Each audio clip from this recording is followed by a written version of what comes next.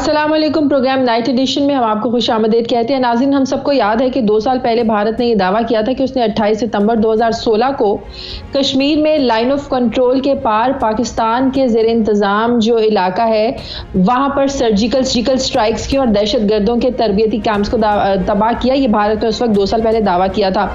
फिर भारत के इस मजाक और झूठ पर दुनिया में तो क्या मजाक बनना था, अब भारत के अपने अंदर ही पार्लियामेंट के अंदर आवाज़ें उठने लगी कि अगर वाकई भारत ने सर्जिकल स्ट्राइक्स की हैं तो इसके बारे में सबूत फराहम किए जाएं। सबूत के देने के मुतालिबात होने लगे, जो भारतीय फौज और हुकूमत आज तक अपनी जो पार्लियामेंट है उसको ये सबूत देने में नाकाम हुई है। एक तरफ भारत में आज सर्जिकल स्ट्राइक्स डे मनाया जा रहा है और दूसरी तरफ जो टाइम्स ऑफ इंडिया है वो इसको एक सियासी मामला कह रहा है और इसको जोड़ रहा है जो अगले साल भारत में इलेक्शन आ रहे हैं कि इस मामले की वजह से इलेक्शन में जो मोदी सरकार है उससे फायदा उठाना चाहती है। दुनिया एक तरफ भारत अपने ही पार्लियामेंट में सबूत पेश नहीं कर पा रहा, जिसकी वजह से इसको और ज्यादा तनकीद का निशाना बनाया जा रहा है। अगर पाकिस्तान की बात करें, हम हमेशा से भारत के साथ अमन की बात करते आए हैं, लेकिन भारत ने हमेशा अमन मुज़ाकरात से फरार का रास्ता ढूंढा। कल ही की मिसाल ले लीजिए, जब न्यूयॉर्क में सार्क वज़राए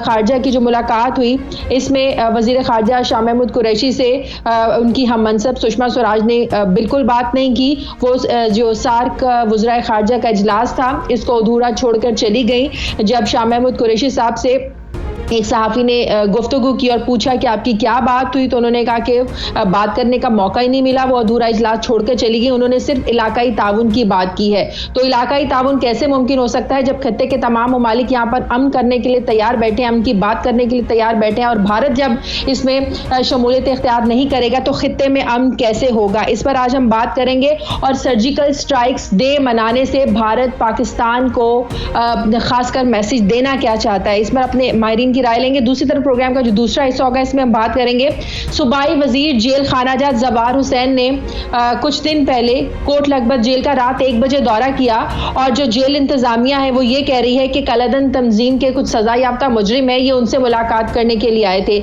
लेकिन जो सूबाई वजीर जेल खानाजात है वो कह रहे हैं कि वहाँ जेल के जो इंतजामात हैं उस बारे में कुछ शिकायत मिली थी, मैं उनका जायजा लेने गया था। इस बारे में वो क्या मौक़िफ़ दे रहे हैं, कोशिश करेंगे उनसे राब्ता करें, वो इस बारे में क्या कह रहे हैं उस पर भी बात करेंगे। प्रोग्राम के आखिरी हिस्से में बात करेंगे।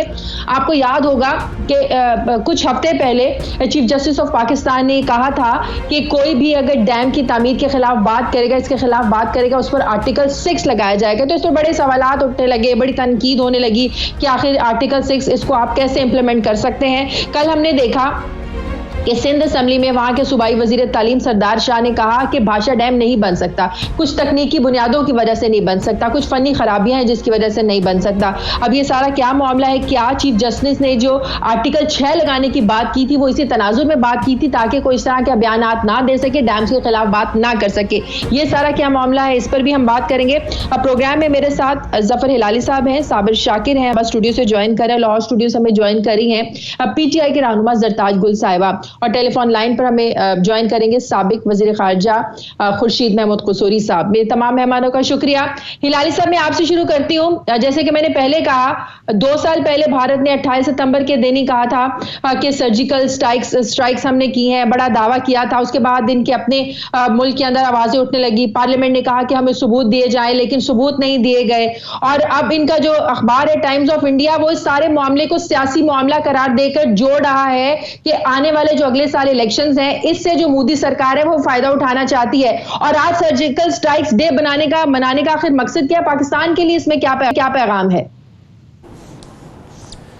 पहली बात तो ये है शाजिया कि ये सर्जिकल स्ट्राइक डे जो मना रहा था वो इसलिए मना रहे हैं कि राजनाथ सिंह जो उनका एक मिनिस्टर है, इंटीरियर मिनिस्टर है, और महा झूठा, इसलिए कि वो कह रहा था कि हमने ये एक जबरदस्त स्ट्राइक कर दी है, आज ये स्ट्राइक हो गया है और उस पाकिस्तान को बड़ा नुकसान हुआ है।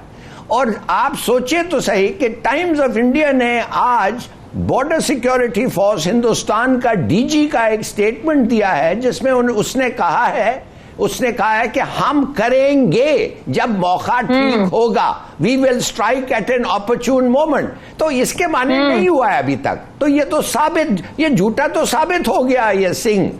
मैं शाजिया, मैं आपको याद दिलाना चाहता हूं जो मैं उस दिन कहा था कि इंडिया ग्राउंड प्रिपेयर कर रहा है कि हम कुछ करेंगे। वो क्यों करेंगे कुछ? It's easy. एक तो सबसे बड़ा इंडिया का करप्शन स्कैंडल में मूडी पकड़ा गया है। दूसरी चीज, हिंदुस्तान का पॉलिसी ये है, और मैं कोट कर रहा हूं और आपको, शॉर्ट इंडिया प्रोवोक्ड वॉर, माने एक छोटा सा जंग जो इंडिया प्रोवोक करेगा। शाजिया, बात असल ये है कि हम लोगों को क्या करना चाहिए। मेरे ख्याल में ब्रीफली बहुत जरूरी है कि हम भी एक स्टेटमेंट दें और कहें कि जिधर हम देखेंगे इंडियन फोर्सेस इकट्ठे हो रहे हैं, जिधर हम देखेंगे कि उनके टैंक्स और आर्मर इकट्ठा हो रहा है तैयारी में कि स्ट्राइक करेंगे, इसलिए उन्होंने कह भी दिया है कि स्ट्राइक करेंगे, तो शायद हम उससे पहले स्ट्राइक कर दें। उनको भी थोड़ा सा तैयार होने दें ना, हम क्या करें। खुर्शीद महमूद कुसूरी साहब ने हमें टेलीफोन लाइन पर ज्वाइन किया। हिलारी साहब जरा उनसे इसका मौक़िफ़ ले लिया। अस्सलाम वालेकुम कुसूरी साहब। जरूर। कुसूरी साहब, हम बात करें कि भारत ने 2 साल पहले सर्जिकल स्ट्राइक्स का दावा किया था, आज वो इसको सेलिब्रेट कर रहा है, सर्जिकल स्ट्राइक्स डे मनाया जा रहा है। मतलब ये कि आप इतना झूठ बोलें कि दुनिया इसको सच मानने लगे। पाकिस्तान के लिए मैसेज क्या है? सर्जिकल स्ट्राइक्स डे मनाना, अपनी बच्चों को इस बारे में आगाही देना, सर्जिकल स्ट्राइक्स के बारे में, ये मैसेज क्या है पाकिस्तान के लिए? नहीं, मैसेज अपने लोगों के लिए है, अपने लोगों को उल्लू बनाना मकसद है। क्योंकि खास तौर पर आज जब से राफेल स्कैंडल है, तो उनका मकसद ये है, जब ये फॉरेन मिनिस्टर्स मीटिंग्स भी जो UN GA की साइडलाइंस पे होनी थी उसको खत्म किया गया। बुनियादी मकसद ये था कि अटेंशन डाइवर्ट की जाए और बताया जाए कि पाकिस्तान के मकरू डिजाइन है बकौल उनके भारत के खिलाफ, और भारत की कौम को मुत्तहिद होना चाहिए। यानी इसका तर्जुमा ये कि ऑपोजिशन और राहुल गांधी जो कांग्रेस के लीडर हैं उनकी बात पर ध्यान ना दिया जाए। लेकिन हो ये नहीं रहा, ये बहुत बड़ा स्कैंडल बन गया है।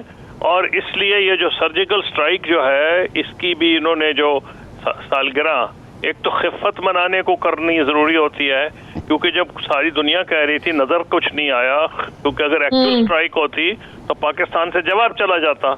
और इंटरनेशनल मीडिया वहां गया जहां इन्होंने कहा कि स्ट्राइक हुई है, उनको कुछ नजर नहीं आया, ISPR उनको लेके गया था। बुनियादी मैसेज जो है ये है हिंदुस्तानियों के लिए। पाकिस्तान के लिए क्या मैसेज है कि पाकिस्तानियों को मुत्तहिद रहना चाहिए। और अल्हम्दुलिल्लाह पाकिस्तान की जो फौज है वो बड़ी ट्रेंड है, प्रोफेशनल है, बैटल हार्डन्ड है। जो कुछ हिंदुस्तान कर सकता है उसका कुछ मिनटों में जवाब चला जाएगा। तो उनको डर ये है कि अगर ये स्कैंडल की हवा फैल गई और वहाँ डिमांड्स आ रही हैं कि मोदी साहब के वो इस्तीफा दें, और अगर ये डिमांड्स फैल गई तो उनको मुश्किल पड़ जाएगी। ये एक टाइम टेस्टेड है तारीख में, जब आपने लोगों की अटेंशन हटानी हो तो आप बहुत बड़ा कोई इंटरनेशनल क्राइसिस पैदा करते हैं ताकि तमाम कौम की जो तवज्जो मरकूज हो जाए। लेकिन मुझे लग ये रहा है कि क्योंकि दोनों मिलिट्रीज की एक खास लेवल पे आके उनका बैलेंस हो गया है, हिंदुस्तान एक हद से आगे जा नहीं सकता। और अगर ये उस हद से अगर नहीं गया तो फिर उसका नेगेटिव असर हिंदुस्तान की आवाम के सामने होगा, क्योंकि जब आवाम को भड़का दें आप तो फिर आवाम की तवक्कुआत बढ़ जाती हैं। वो तवक्कुआत आपकी इसलिए पूरी नहीं हो सकती कि पाकिस्तान से फौरी उसका जवाब आएगा। तो मैं ये समझता हूँ ये बेवकूफ़ी की बात है, ये इसका कोई फायदा उनको नहीं होगा। लेकिन वो अपनी ऑपोजिशन को चुप कराने की कोशिश कर रहे हैं। अगर ऑपोजिशन बोले तो एकदम कहते हैं कि राहुल गांधी और फलां शख्स जो है वो पाकिस्तान की जबान बोल रहा है। तो इससे मैं नहीं समझता मामला कंट्रोल होगा।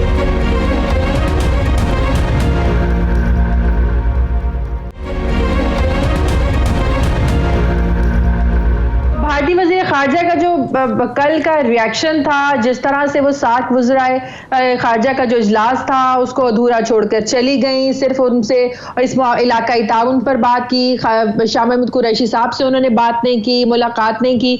तो ये रवैया जाहिर करता है कि वो हम मुज़ाकरात की जानिब बढ़ना ही नहीं चाहते। हम सबको याद है कि इमरान खान साहब की पहली स्पीच में उन्होंने वाज़ेह तौर पर एक दावत दी थी कि आप 1 कदम आगे बढ़ाएं, हम 2 कदम आगे बढ़ाएंगे। तो रवैया ये क्या जाहिर करता है कि हम मुज़ाकरात की जानिब भारत कभी भी बढ़ना ही नहीं चाहता? नहीं, ऐसी बात नहीं है, क्योंकि मसला कश्मीर का ऐसा है कि वो इनको उस पर बात करनी पड़ेगी। हाँ, ये शायद इलेक्शन से पहले ना हो, लेकिन जो बात आपने अभी की है कि न्यूयॉर्क में वजीर खारजा जो उनकी हैं सुषमा स्वराज साहिबा, उनका जो रिएक्शन था वो डिप्लोमेटिकली तो बहुत गलत था, लेकिन सियासी तौर पर काबिल फहम था। क्योंकि जब आपने ये कह दिया कि पाकिस्तान की बहुत हिंदुस्तान के खिलाफ बहुत बुरी सोच है, वो हमारे खुदा ना खास्ता फला जो सोल्जर्स हैं उनकी आंखें निकाल देता है। हालांकि पाकिस्तान आर्मी एक प्रोफेशनल आर्मी है, बहादुर फौज है, वो मरे हुओं या मरने वालों की आंखें तो नहीं निकालते। ये तो बिल्कुल गलत बात है। अब लेकिन मेरा कहना ये जो उन्होंने एक स्टैंड लिया है ना, उसको अवाम में सपोर्ट और मिलेगी कि जी उन्होंने तो बात नहीं की, ताकि जो इलेक्शन से पहले माहौल वो रखना चाह रहे हैं उस माहौल में कमी ना आए। आखिरी सवाल मेरा आपसे, आज वजीर खारजा जो जनरल असेंबली के इजलास से खिताब करने जा रहे हैं, जब इतने बड़े लेवल का खिताब होता है तो किन चीजों को प्रायोरिटाइज करके आपको बात करनी चाहिए, किन मामलात को आपको एजेंडे पर रखना चाहिए, सर फहरिस्त रखना चाहिए? जी मैं बताता हूँ, मेरे ज़हन में बिल्कुल वाज़ेह बात है कि फॉरेन मिनिस्टर ऑफ पाकिस्तान एक मजबूत पोजीशन में होंगे। एक तो इंटरनेशनल फोरम पे बात कर रहे हैं, और इंटरनेशनल फोरम में ये वाज़ेह है कि इन्होंने बातचीत पाकिस्तान ने की एक एमिकेबल, ताकि माहौल पैदा हो एक डायलॉग और एमिकेबल सेटलमेंट का। लेकिन जो वायलेशन ऑफ ह्यूमन राइट्स हो रही है, जिसको अब यूनाइटेड नेशंस हाई कमिश्नर ने एक्सेप्ट किया है, उसको हाईलाइट जरूर करेंगे फॉरेन मिनिस्टर, उनको करना चाहिए।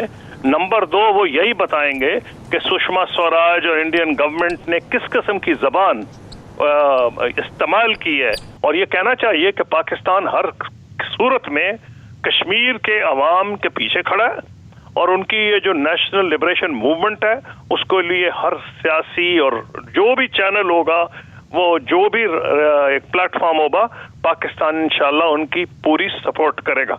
और अफगानिस्तान के मामले में जो हमारे खिलाफ इतना जहर उगला गया है, उसके ऊपर भी फॉरेन मिनिस्टर को मौका मिलेगा कि वो पाकिस्तान की जो इस सिलसिले में सैक्रिफाइसेस हैं वो मंजर आम पे लाएंगे, और बैनुल अक़वामी बरादरी को पावर कराएंगे कि ये जो अमेरिका की रागनी है, ये एक सेल्फ सर्विंग रागनी है, हर चीज का मलबा हम पे डाल देते, और ये फॉरेन मिनिस्टर ने कहा भी है वहां। तो ये मैं समझता हूँ इसको वो ऐसी चीजें हैं जिनको वो हाईलाइट करेंगे। चाइना पाकिस्तान इकोनॉमिक कॉरिडोर का वो जरूर जिक्र करेंगे, लेकिन एक पॉजिटिव लाइन में, जो कि एक पॉजिटिव ये है कि इसका मकसद कनेक्टिविटी बढ़ाना, ये इसके और कोई मकासद नहीं है। ठीक है, बहुत शुक्रिया कुसूरी साहब। ज़रताजुल साहबा, बड़ा अच्छा, इसमें कोई शक नहीं है कि आप लोगों की हुकूमत ने, इमरान खान साहब ने पहले ही अपनी स्पीच में एक पॉजिटिव जेस्चर दिया था, एक पॉजिटिव रिस्पॉन्ड किया था उन लोगों को आगे चलने के लिए, साथ मिलकर चलने के लिए। एक कदम बढ़ाने का कहा था कि आप बढ़ाएं, हम 2 कदम आगे बढ़ाएंगे। अब उनकी तरफ से नेगेटिव हमने देखा कि रिएक्शन आया। अमन मुज़ाकरात की पहले उन्होंने बात की, पहले इस पर मान गए, अगले दिन इससे मुकर गए, बहाने जो है ना वो उन्होंने ढूंढने शुरू कर दिए। तो इसके बाद आप लोगों की हुकूमत क्या समझती है कि जिस तरह भारत हम लोगों के साथ सलूक करेगा, या वैसा ही उनको रिस्पॉन्ड दिया जाएगा, या हम हमेशा इसी पॉलिसी पर चलते रहेंगे, उनको दावत देते रहेंगे? हमारे जहनों में एक ये इमेज जो एक बरकरार है, ज़ाहिर पाकिस्तान में भी है कि भारत हमारा दुश्मन है। इमरान खान साहब की जो आपकी हुकूमत है वो इसको आगे कैसे लेकर चलेगी? Thank you Shazia. बड़े सीनियर एनालिस्ट के बाद बड़ी देर से मेरी बारी आई।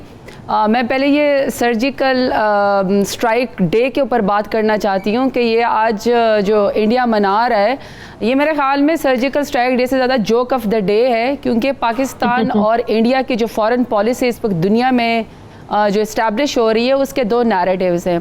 पहला नैरेटिव ये है कि पाकिस्तान ने पीस डायलॉग की ऑफ़र की है, जो प्राइम मिनिस्टर इमरान खान है, उससे पाकिस्तान का इमेज बड़ा स्ट्रॉन्ग आया है कि हम बड़ी पीसफुल नेशन हैं और हम डायलॉग पे यकीन रखते हैं।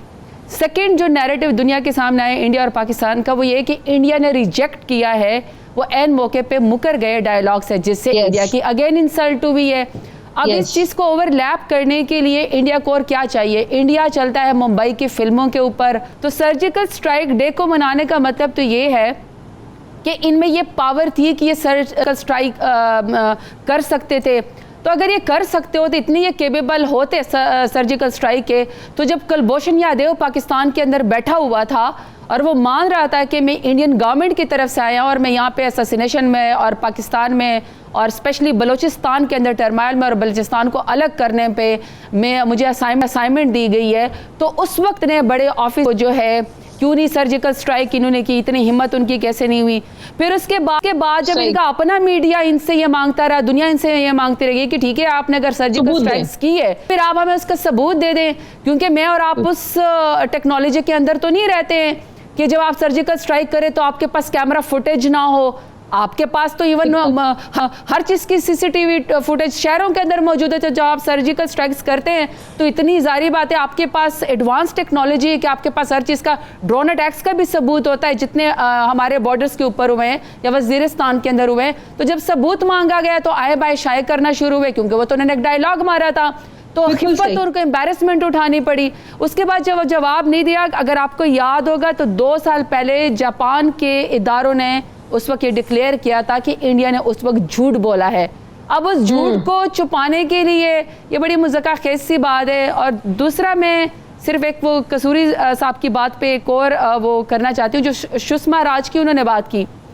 अगर डिप्लोमेटिकली ये ठीक नहीं था और ये पॉलिटिकली ठीक उनकी मूवमेंट थी कि वो सार कॉन्फ्रेंस में से उठ के चली गई और वो उन्होंने बात करने भी पसंद नहीं की जब हमारे फॉरेन मिनिस्टर वहाँ पे हुए। एक तो बात ये कि डिप्लोमेटिक अफेयर्स जब आप डिप्लोमेटिक उसके ऊपर आते हैं, ग्राउंड के ऊपर आते हैं, तो आप ये बचगाना हरकतें कर नहीं सकते हैं कि मैं नहीं खेलती या मैं नहीं करता हूँ, मैं उठ के आ जाऊँ। ऑलरेडी इंडिया का जो इमेज है वो बड़ा इस वक्त मैं समझती हूँ कि इनकी फॉरेन पॉलिसी बहुत नीचे चली गई है, क्योंकि मैं समझती हूँ फॉर्चुनेटली अब हमारी गवर्नमेंट इतनी स्ट्रांग है कि हमने सबसे पहले फॉरेन मिनिस्टर को जब इतने सीजन पॉलिटिशियन को बनाया, तो उस वक्त ये वो वाली अब पाकिस्तान की फॉरेन पॉलिसी नहीं है कि जब मोदी सरकार आते थे यहाँ पे और हमारे फॉरेन डेस्क और इंटीरियर मिनिस्टर को पता ही नहीं था।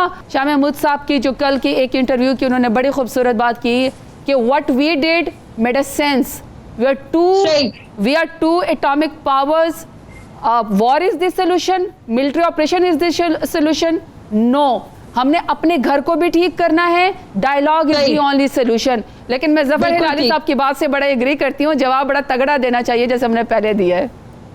सही, मुझे ब्रेक लेने दे, ब्रेक के बाद वापस आएंगे। शाकिर भी हमें ज्वाइन कर चुके हैं, वक्फे के बाद वापस आते हैं।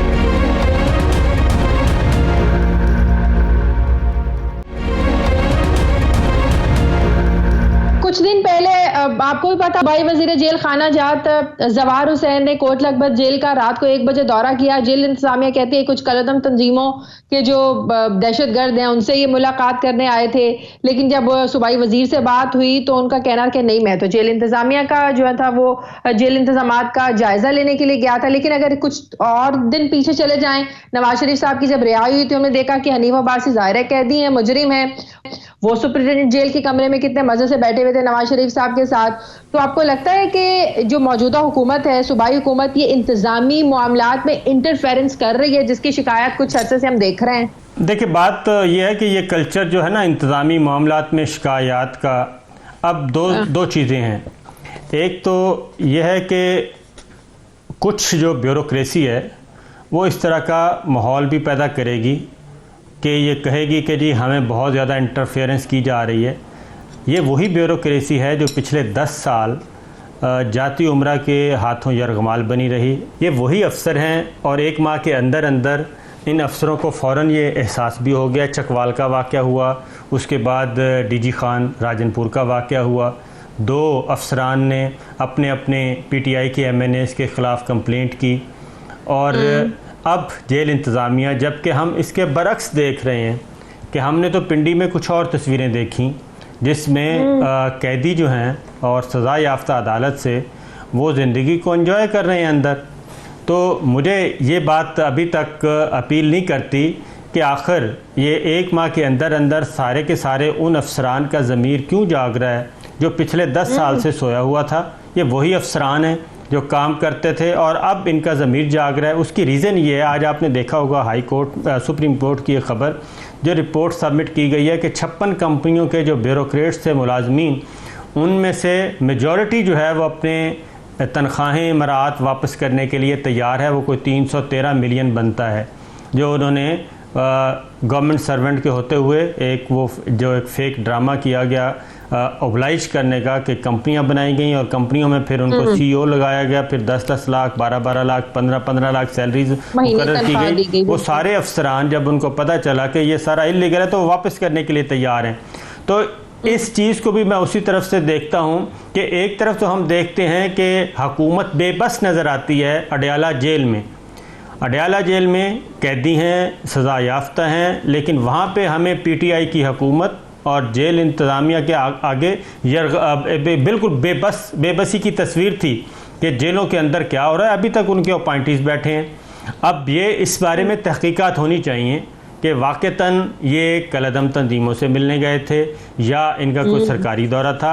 ये वज़ीरे इसमें इंक्वायरी करवानी चाहिए। PTI की हुकूमत है और किसी भी किस्म की इंक्वायरी हो सकती है। इमरान खान साहब को भी चाहिए अगर इनमें हकीकत है तो यकीनन ये पता कराना चाहिए, क्योंकि इस वक्त IG जेल खानाजात जो हैं वो अंडर ऑब्जर्वेशन है, ख़ास तौर पे अडयाला के बाद, क्योंकि अडयाला में जो चीज़ें सामने आई उसमें यह था कि उनको VVIP तरीके से रखा गया था। सही। जी हिलाली साहब, देखिए मेरे ख्याल में कि शाकिर साहब जो बात कर रहे हैं वो जनरली बात कर रहे हैं। मैं बड़ा कंसर्न्ड हूँ ये जो हुआ है, और सब लोगों को कंसर्न होना चाहिए कि एक मिनिस्टर 1-2 बजे रात 6 आदमियों के साथ, कौन थे वो 6 आदमी सिविलियंस जो उसके साथ गए थे, वो उधर जेल जाता है। वो पहले क्या करता है कि अनलॉक करता है जेल को। जो कैदी हैं, मिलिटेंट्स हैं, टेररिस्ट हैं, मर्डरर्स हैं, उनको जेल से अनलॉक करता है उनकी जेल। उसके बाद प्रिजन वाले स्टाफ जो होता है, वो जो प्रोटेस्ट कर रहे हैं, उनको लॉकअप कर देता है। ये हर कानून के खिलाफ है जेल का। तो आप मुझे कह रहे हैं कि इस किस्म के आदमी को आपने मिनिस्टर बना के रखा है। अच्छा, उसका जवाब क्या है? उसका स्पोक्समैन, उसका तर्जुमान का क्या जवाब है? उसका तर्जुमान कहता है जी हमें रिपोर्ट्स आए थे कि रिश्वत ले ली जा रही है जेल में। रात को 1 बजे जाने का इसमें क्या को बनता था? एग्जैक्टली और मोबाइल फोन्स काम कर रहे हैं यार। सबको पता है रिश्वत दे के मोबाइल फोन कुछ तो गड़बड़ होगी, कॉल कर सकते हैं। सही, बिल्कुल, और फिर कहने लगते हैं कि ये डेंजरस। कहते हैं नहीं, देखिए वो जो जालिम जो शदीद डेंजरस लोग थे उनको आम आदमी के साथ उनके साथ बंद किया हुआ है। अरे इस किस्म के जो इनएफिशिएंसीज हैं जेल में होते हैं। मैं समझता हूँ सबसे बड़ा डेंजर हमारी सिक्योरिटी को ये मिनिस्टर है। अब हाई लेवल एक इंक्वायरी करें, MI, ISI, JIT बिठाएं और जो आदमी का कसूर है उसको यही जेल में वापस भेजें। अगर स्टाफ का है उनको भी भेजें, मिनिस्टर का है उधर उसको भी भेजें। बिल्कुल। ज़रदार गुल साहिबा, इन्वेस्टिगेशन तो इस पर होनी चाहिए इसमें, और हाई लेवल पर जाकर होनी चाहिए, इसमें कोई शक नहीं है। लेकिन कुछ चीज़ें सामने आ रही हैं कि आप लोगों के अपने ही कुछ वज़रा हैं जो आपकी हुकूमत के लिए मसाइल पैदा कर रहे हैं। शाज़िया, ये जो हिलाली साहब जितनी डिटेल में बात की है, ये एग्जैक्टली पूरा आर्टिकल मैंने पढ़ा है और इस आर्टिकल की जो डिटेल इसमें लिखी है, मैं सिर्फ पहले इस आर्टिकल या इस अखबार की एक क्रेडिबिलिटी के बारे में बात करना चाहती हूँ कि उन्होंने पिछले 2 साल में प्राइम मिनिस्टर इमरान खान को, जब वो प्राइम मिनिस्टर नहीं बने थे, तहरीक तालिबान का सरबराह करार दे दिया था और उसके बाद उन्होंने लिखा था, बाद में माजरत कर ली थी कि हमसे गलती होगी। तो इंक्वायरी बिठाएं ना आप, इंक्वायरी बिठाएं आप, हाई लेवल इंक्वायरी बिठा दें। मैंने कहा है, मैं नहीं कहता कि ये जो लिखता है ये गॉस्पेल है। बिठाएं और देखें क्या नतीजा निकलता है। जी, अब सेकंड बात कुछ अरसे से मैं नोटिस कर रही हूँ कि अभी वाक़या होता नहीं है और उसको एक PMLN का एक मीडिया हाउस या इस तरीके से उसको ट्विस्ट कर देते हैं। Multiple times I have noticed. मैं आपको उसकी एग्जांपल देती हूँ अनिल मुसर्रत की। अनिल मुसर्रत के बारे में PMLN हाउस से ये कहा गया कि वो एक इंडियन बैकग्राउंड के हैं और उनको जो है वो हाउसिंग का पूरा प्रोजेक्ट दे दिया गया। बाद में जब उनको ये पता चला कि अनिल मुसर्रत पाकिस्तानी है और वो इंग्लैंड के अंदर रहते हैं, कभी कैबिनेट की मीटिंग में नहीं बैठते, तो इनके मिनिस्टर ने भी उस बात को फॉलो किया। बाद में उनके मिनिस्टर ने बड़े आराम से वो इलेक्ट्रॉनिक मीडिया के ऊपर बात डाल दी कि जी इलेक्ट्रॉनिक मीडिया की गलती थी, हमारी तो कोई गलती नहीं, हम वहाँ से उठाया था। इसीलिए मैं समझती हूँ कि हिलाली साहब बात कर रहे हैं ना, ये सुपरिटेंडेंट ने IG साहब को वो जो रिपोर्ट लिखी है, ये उस बेस पे हम बात कर रहे हैं। बिल्कुल। अब मैं ये कह रही हूँ कि वजीर जेल खाना जज है वो जेल बिल्कुल विजिट कर सकता है। टाइमिंग्स पे क्वेश्चन जरूर हो सकता है कि क्या वजह हो, लेकिन ये जरूरी नहीं है। बजे क्या करते हैं? जी जी, मैं वही कह रही हूँ Shazia, I agree with you कि इसके ऊपर हाई इंक्वायरी होनी चाहिए। लेकिन मैं सिर्फ एग्जांपल देती हूँ क्योंकि साबिर शाकिर ने नसरुल्लाह खान दरिशक की बात की। नसरुल्लाह खान दरिशक मेरे साथ वाले हल्के से मैंने और बड़े सीजन पॉलिटिशियन है, मैं उनको अंकल कहती हूँ। तो जिस टाइम उनके बारे में ये न्यूज़ चल रही थी, मैं पार्लियामेंट में थी, मैंने कहा अंकल आपकी बैंड बज रही है। तो अंकल बड़े हैरान हुए, कहते हैं नसरुल्लाह खान दरिशक कहते हैं बेटा क्या कौन किस चीज़ के बारे में बात कर रही हो? तो मैंने उनसे कहा कि जी इस तरीके से हुआ है, मैं सिर्फ आपको उसकी स्पेसिफिक न्यूज़ की बात बता रही हूँ। लेकिन हमारे आपकी हुकूमत तो उस वक्त भी बेबस है। डयाला जेल की जो इंतजामिया थी हमें नजर आई जब हमने हनीफा अब्बासी को बैठे देखा नवाज शरीफ के साथ सुप्रिंटेंडेंट जेल के कमरे में। मैं शायद जस्ट लेट मी कंप्लीट कि जब मैंने कमिश्नर गुलजार खान से ये बात पूछी, क्योंकि वो मेरी ही हल्के के अंदर कमिश्नर साहब बैठते हैं, तो उन्होंने कहा मुझ तक तो अभी असिस्टेंट कमिश्नर की कोई रिपोर्ट आई नहीं है। असिस्टेंट कमिश्नर एलिगेशन लगा के पहले डायरेक्ट मीडिया पे दे देता है, साथ ही इलेक्शन कमिश्नर को सीसी कर देता है कि जी आप इसको डिस्क्वालीफाइड कर लें। Isn't it mala fide? इसी तरीके से आप बिल्कुल सही कह रहे हैं कि अडियाला जेल के टाइम पे वाकई ये बेबसी है कि एक इतना बड़ा क्रिमिनल बैठा हुआ है और वो वीवीआईपी मूवमेंट है, तो इसके ऊपर ज़रूर इंक्वायरी होनी चाहिए, इसके ऊपर भी इंक्वायरी होनी चाहिए। लेकिन मैं समझती हूँ कि क्रेडिबिलिटी न्यूज़ चैनल की सॉरी न्यूज़ की आर्टिकल की, और उसके बाद जब इसके ऊपर तफ्तीश होगी, हम आर्टिकल की बात नहीं कर रहे हैं, हम उसकी बात कर रहे हैं जो सुप्रिंटेंडेंट ने रिपोर्ट जारी की आईजी को। ये उस बेस पे बात हो रही है। इंक्वायरी जरूर होगी और इसमें सच का हाई लेवल पे इंक्वायरी जरूर होनी चाहिए। मुझे प्रोग्राम में एक ब्रेक लेनी है, ब्रेक के बाद बात की कि सूबाई वजीर सिंध जो है सरदार शाह वो क्यों इख्तलाफात सामने लेकर आ रहे हैं भाषा डैम की तामीर के हवाले से। एक छोटे से वक्फे के बाद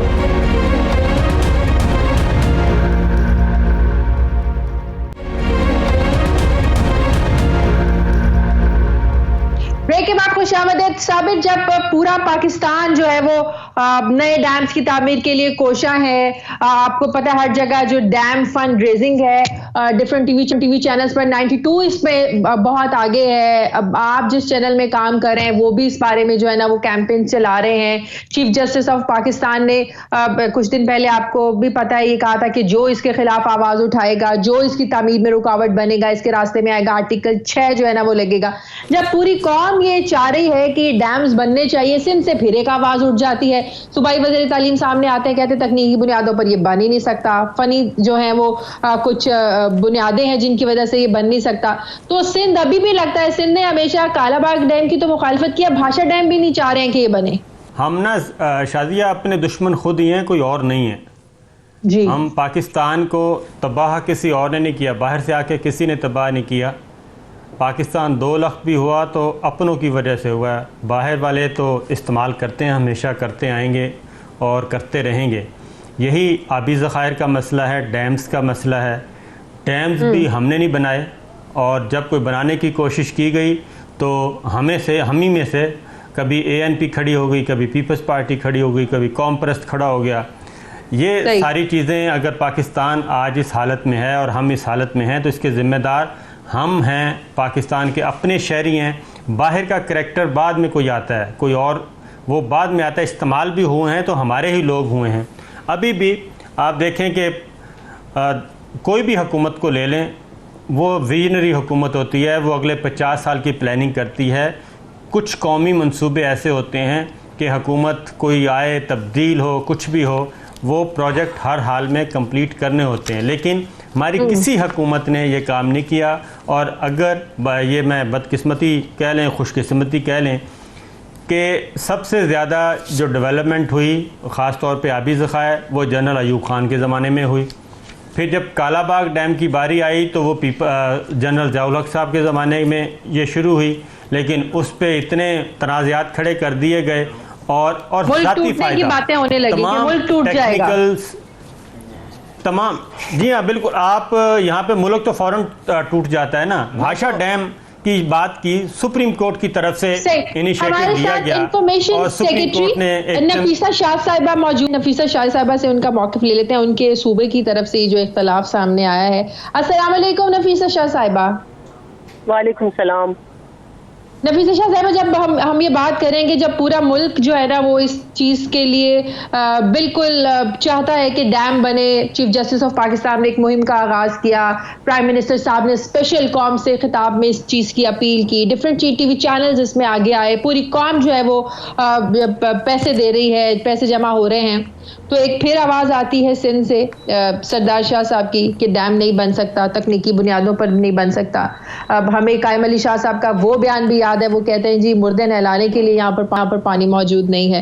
तो जब इतने मसाइल हैं तो फिर तकनीकी बुनियादी ये सब मसाइल हल हो सकते हैं। सिर्फ आपको नहीं लगता कि नियत और एक इरादा कर लिया जाए तो काम कुछ भी हो सकता है?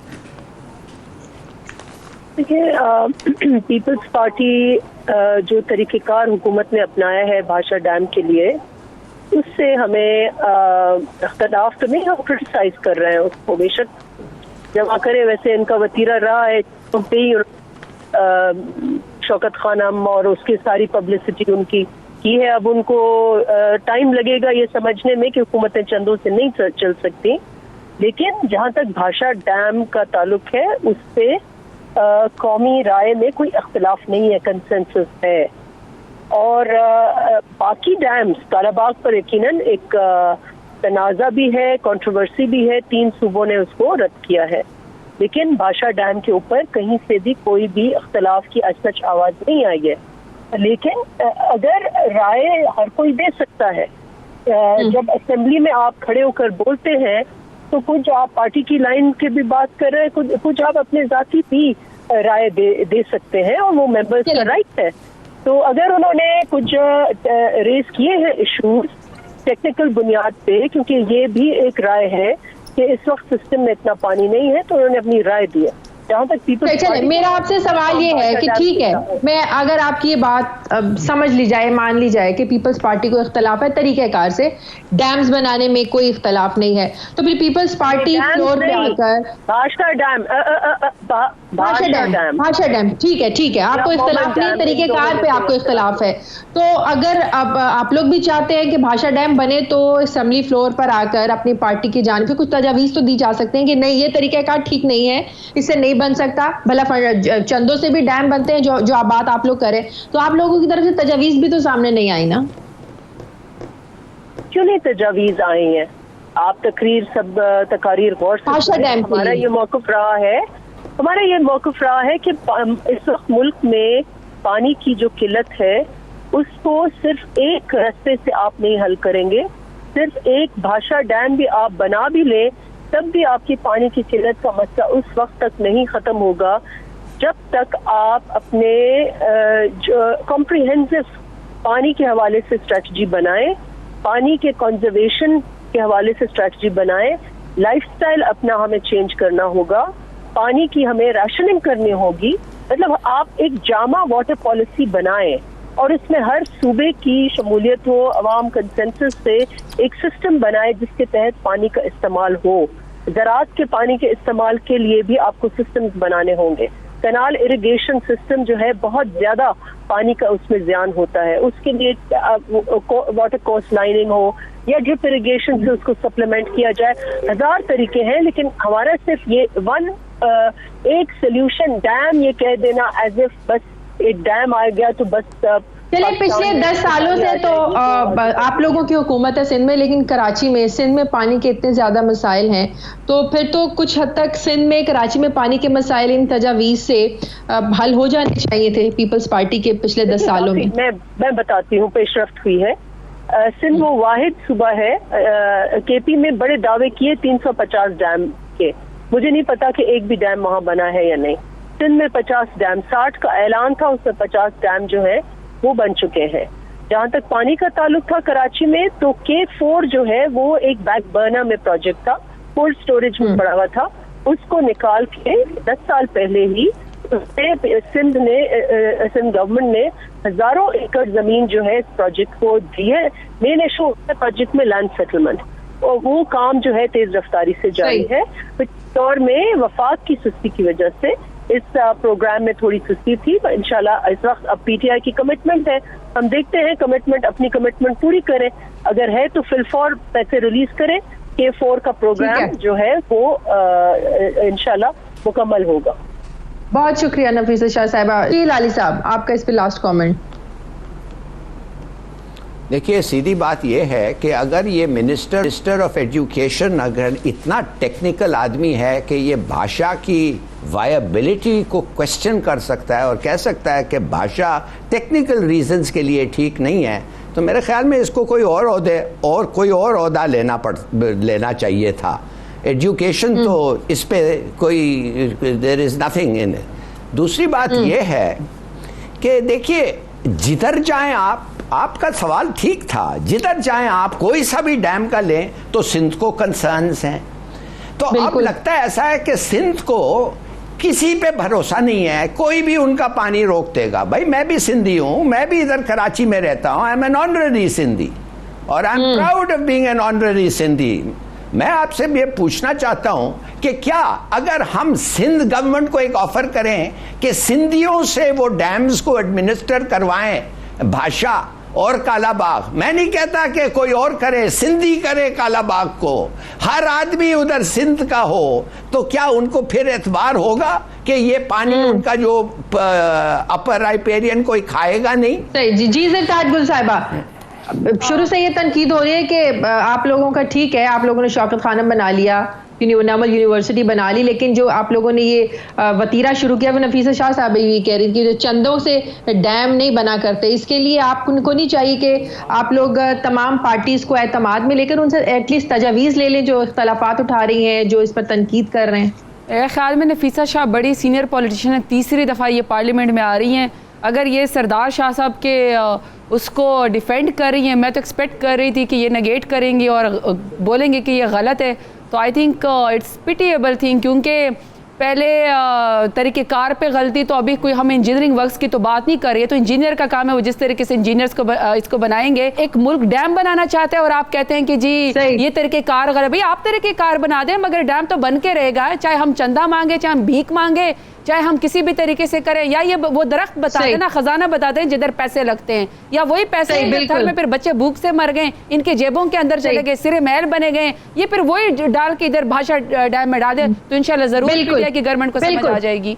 साबिर, वैसे ये ऐसा होना चाहिए कि तमाम अगर वाकई तमाम सियासी जमातें ये चाहती हैं कि भाषा डैम बने, कालाबाग डैम बने, तो अपनी अपनी तजावीज़ जो है वो असम्बली में रखें, और खासकर पीटीआई की हुकूमत को चाहिए कि तमाम जमातों को इस पर एतमाद में लेकर इकट्ठा करे और सबसे तजावीज़ ली जाए। एक तो मैं शाजिया बता दूं कि नफीसा शाह साहब का जो आर्गूमेंट था इंतहाई कमज़ोर, और अफसोस होता है, रोना आता है कि ये उस पाकिस्तान पीपल्स पार्टी की नुमाइंदगी कर रही हैं जिनको अवाम जो हैं वो तीसरी, चौथी, पाँचवीं दफ़ा बरसर इक़्तिदार लेके आए सिंध में। इसके बावजूद इनको ज़रा एहसास नहीं है कि कौमी मसला है पानी का, और उसको ये ज़ाती मफादात की और ज़ाती मफादात की भेंट चढ़ा रहे हैं। ये कहते हैं कि चंदे का इम्पेक्ट क्या है। जब अपील की चीफ़ जस्टिस ऑफ पाकिस्तान ने, तो सबसे एक है कि SMS पे आप 10 रुपये भेजें। आपको पता है उस पे कोई 16 करोड़ रुपए पाकिस्तान के आम आदमी भेज चुका है।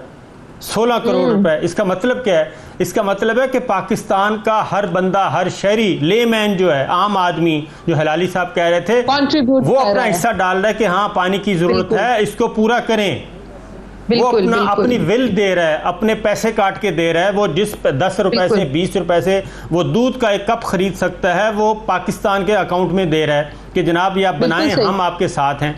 और ये और डेली ये आ रहा है। लेकिन पाकिस्तान पीपल्स पार्टी पे रोना आता है कि इस तरीके से ये ज़ाती मफादात की सियासत कर रहे हैं, और ये ना पूरे सूबा सिंध की मुतफ़िका करारदाद है किसी डैम के खिलाफ, ना KPK की मुतफ़िका करारदाद है किसी डैम के खिलाफ, ना किसी और सूबे की करारदाद है किसी डैम के खिलाफ कि नहीं बनना चाहिए। ये चंद सियासी जमातें हैं जो अपने ज़ाती मफादात की वजह से बिल्कुल सही ज़ाती मकासद के लिए इख्तलाफात खड़े कर रहे हैं। बहुत शुक्रिया साबिर शाकिर हमारे साथ थे, जफर हिलाली, सरताज गुल साहिबा, में तमाम मेहमानों का बहुत शुक्रिया। नाज़रीन, प्रोग्राम का वक्त खत्म हो गया, फीडबैक जरूर दीजिएगा। आपसे मुलाकात होगी कल, अपना ख्याल रखिएगा, अल्लाह हाफिज।